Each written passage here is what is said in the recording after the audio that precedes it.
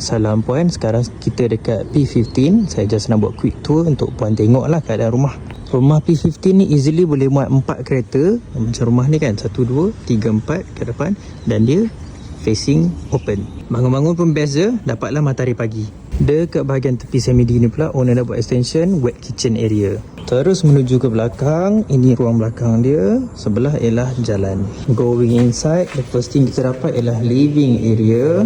Dan sebelah living area ni ialah bilik dan tandas. Ini keluasan bilik di bawah, tak attach dengan tandas. While this is more of a guest living area, sebelah dia is the family living area.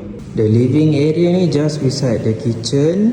And ruang kitchen ni memang besar, tak termasuk ni dan wet kitchen extension yang owner buat kat luar tadi tu. Dan sebelah dia ialah maid's room included with toilet. Going up ada 3 bilik dan 3 tandas dengan 1 store yang saiz pun besar juga sebelah living area first floor.